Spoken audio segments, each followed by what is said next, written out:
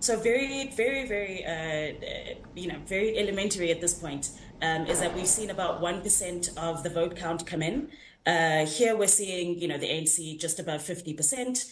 The counts that are in are mostly from rural areas, and that's really where the ANC, I think, is going to push through, on a number of different fronts where it's campaigned in rural areas. It's really doubled down in its advantage in rural areas. So that's not unusual. I think that at this very early stage, to see the ANC taking the lead. What has already been a surprise is how weak the IFP, the Inkatha Freedom Party, has been, particularly in the face of what looks like a surge from former President Jacob Zuma's new party, Umkhonto weSizwe. So those, again, are very early results. But very broadly, this is showing us that the MK's early momentum may be something of trouble both for the IFP and possibly for the ANC. I think very broadly the mood on the ground has been pretty good, pretty jovial. As your reporter was saying, turnout seems to have been higher than it maybe has been in the past. Of course, there were many issues.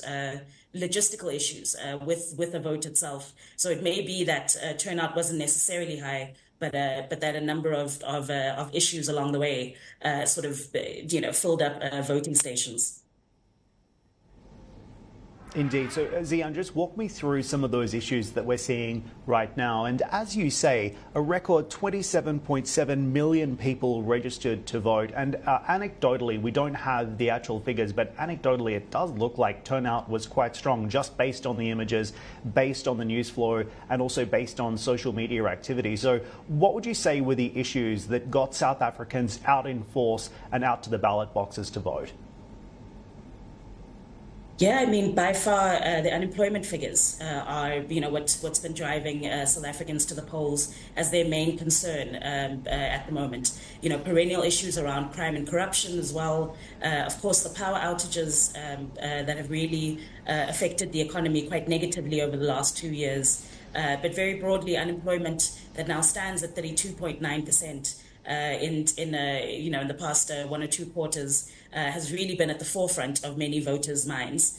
What I think we're seeing a lot on social media and in terms of anecdotal evidence around high turnout is really deeply connected to just how many electronic systems have failed across the IEC's voting station network. There were more than 23,000 voting stations across the country. A number of them, experienced network issues very, very early on with the process of essentially recording voters' presence, not the actual ballots themselves. But that really created a cascade of issues that I know some voting stations closed at only 3:30 in the morning today, which is much later than when polls closed between 7 and 9 p.m.